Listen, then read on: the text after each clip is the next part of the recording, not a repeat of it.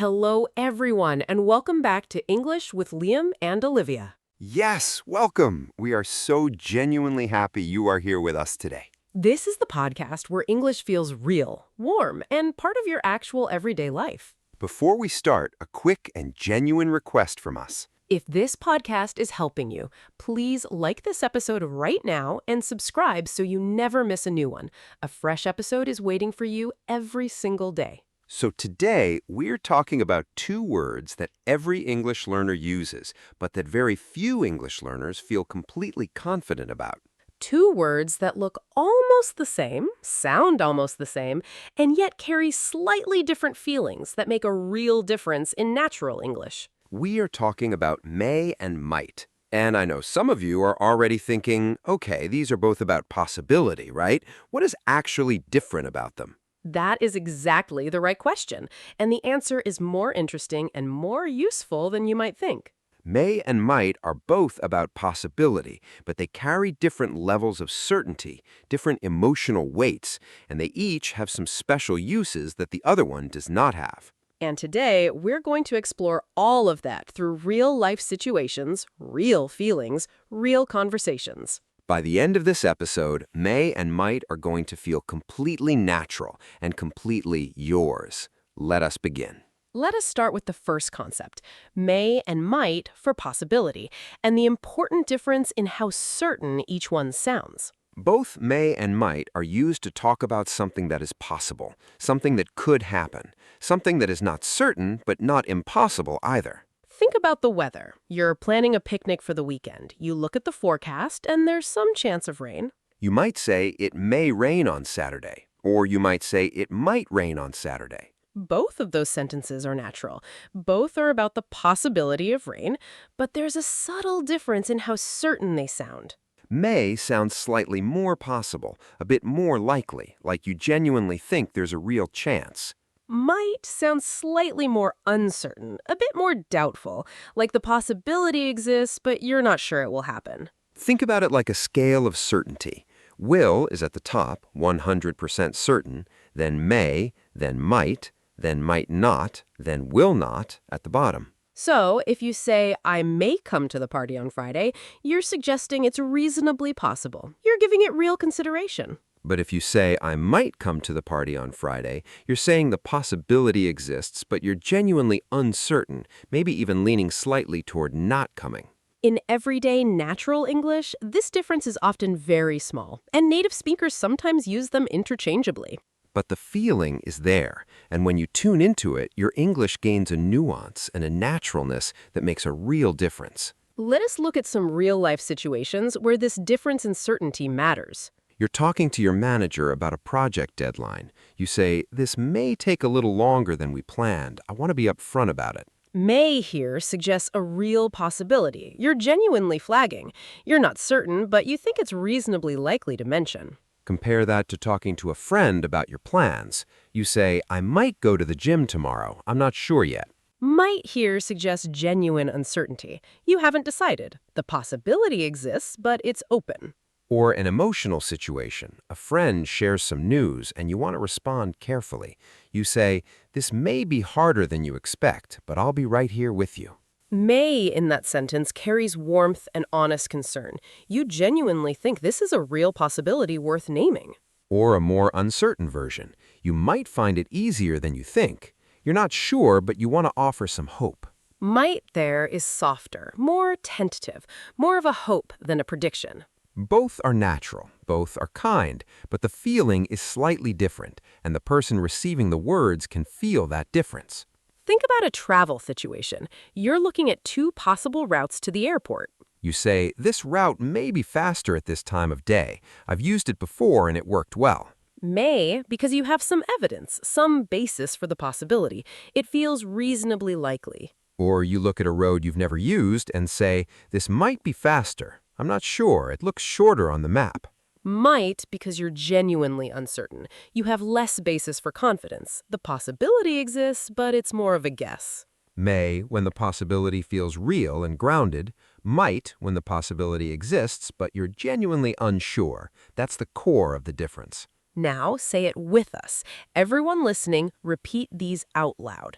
You say, it may rain tomorrow. I might come to the party. This may take a little longer than we planned. I might find it easier than I think. Say them again. It may rain tomorrow. I might come to the party. This may take longer than we planned. I might find it easier than I think. Feel how each sentence carries that quality of possibility, of something that could happen. That's may and might doing their job. Wonderful. Now let us look at the second concept, which is something really special about may. Now, let's talk about the second concept, may for permission and formal requests. This is an important use of may that might does not have in the same way, and it comes up in professional and formal situations constantly. May I come in? May I ask you a question? May I have a moment of your time? These are the phrases of someone who is being genuinely respectful, genuinely considerate. They're asking for permission before they act. Think about a job interview. You arrive and the door is slightly ajar. You knock and say, may I come in? That's polished, professional, respectful. Or in a professional meeting, someone else is speaking and you want to add something. You wait for a natural pause and say, may I add something here? That's beautifully polite. Or in a restaurant, you need to speak to the manager. You approach and say, excuse me, may I have a word with you? Very respectful, very natural. And might can also be used for very tentative requests, but it carries a slightly different and slightly more hesitant quality. Might I suggest something? That's quite formal and slightly old-fashioned, but still used in very formal professional writing or speeches. In everyday speech, may I is the natural and standard form for polite permission requests. And beyond requests, may also appears in formal announcements and expressions of wishes. May you have a wonderful journey. May this bring you happiness. May the best team win. These uses of may express a wish or a hope for someone, a formal blessing of sorts. You'll see these in wedding speeches, in formal toasts, in official announcements. They give a sense of ceremony and warmth.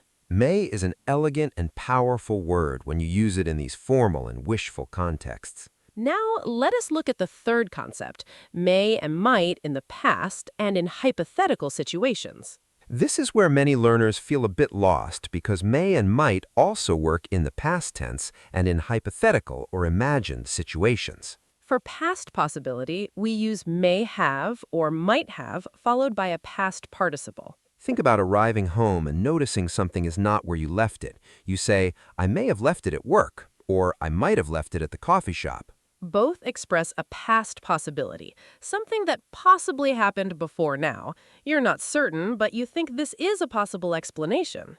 Or someone doesn't show up to a meeting. You say, she may have forgotten, or she might have been stuck in traffic. Both are possible reasons, both are uncertain, both use may have or might have to express that past uncertainty. And in hypothetical or imagined situations, might is often the stronger choice. Think about imagining a different version of a past event.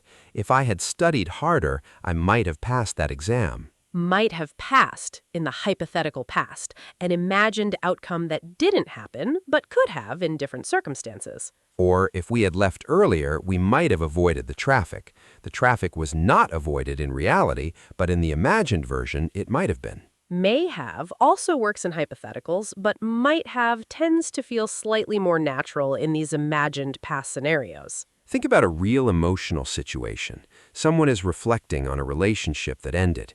They say quietly, if I had communicated better, things might have been different. Might have been different. The imagined alternative, the path not taken. Might carries the weight of that reflection beautifully. Or a professional reflection. If we had launched the product earlier, we might have captured more of the market, the imagined better outcome. May have and might have for past possibility, might have for hypothetical past scenarios that did not happen but could have. These are genuinely sophisticated uses of English, and you are learning them right now. Now, let us talk about some common mistakes learners make with may and might. The first mistake, using may when asking questions about possibility. Some learners ask questions like, may she come tomorrow or may it rain? In everyday English, these questions sound slightly unnatural. For questions about possibility, we almost always use will or is likely to rather than may. Will she come tomorrow? Is it likely to rain? Do you think she will be there? May in questions is mostly reserved for permission requests. May I help you? May I come in? Not for asking about the possibility of something happening. The second mistake, confusing might not and may not with must not. Might not and may not both mean it is possible that something will not happen. There's a possibility of the negative outcome. She might not come means it is possible she will not come. She may not be ready means it is possible she is not ready. Must not is completely different. It means something is forbidden or not allowed. You must not do that here. So might not and may not are about uncertain negative possibilities. Must not is about prohibition. Do not mix these up or you will completely change the meaning. The third mistake, using might when may I is more appropriate for polite requests. In formal and professional situations, might I can sound awkward or overly old-fashioned. If you want to ask politely for permission to do something, use may I. May I ask you something? May I sit here? May I add something to this discussion? Might I is occasionally used in very formal writing or speeches, but in everyday professional English, may I is always the smoother, more natural choice. Now, let's bring everything into real daily life situations together. Imagine a Wednesday morning at work. You arrive and check your calendar. There are 2 important meetings and you have a presentation to finish. Your colleague comes over and says, "Are you coming to the team lunch today?" And you say, I may come, I want to, but I have a presentation to finish, and it may take longer than I thought this morning. May come because you genuinely want to and it feels possible. May take longer because it's a real possibility you're flagging honestly. Your colleague nods and says, okay, you might want to bring your laptop just in case you need to keep working. Might want to here is a gentle suggestion, a possibility they are offering you. Natural and helpful. Later in the morning, your manager asks if the presentation is almost ready.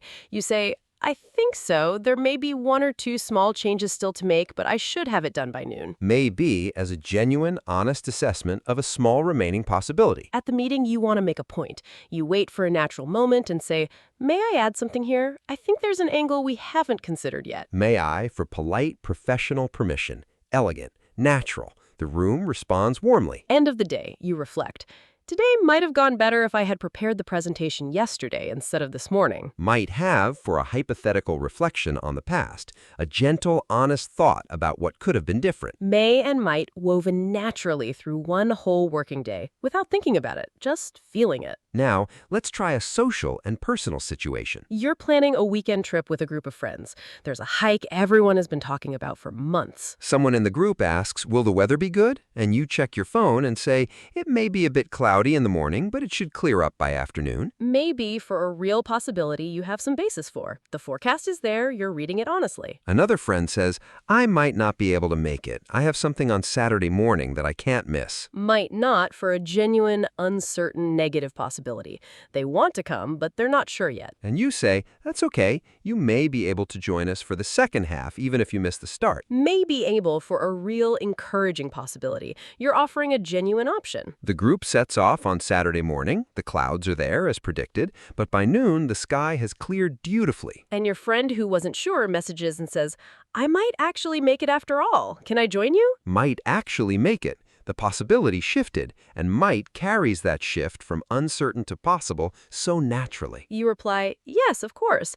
We may be at the summit by the time you arrive, but we'll wait for you. May be for a real possibility about timing. Warm, natural, encouraging. A whole social situation carried effortlessly by may and might exactly where they belong. Let's try one more, a deeply personal and emotional situation. Someone is facing a difficult decision, a big life change, and they're talking to someone they trust about it. They say, I'm thinking about moving to another city. I may have found a really good opportunity there. May have found for a past action they're still assessing, still weighing, not certain yet, but genuinely possible. The trusted person listens and says, this might be exactly the change you need. You've been talking about wanting something different for a long time. Might be for a genuine possibility they're offering with warmth, not certainty, but real encouragement. And the person says, I know, but I might also regret leaving everything here behind. I've built so much in this city. Might also regret, an honest acknowledgement of the other possible outcome.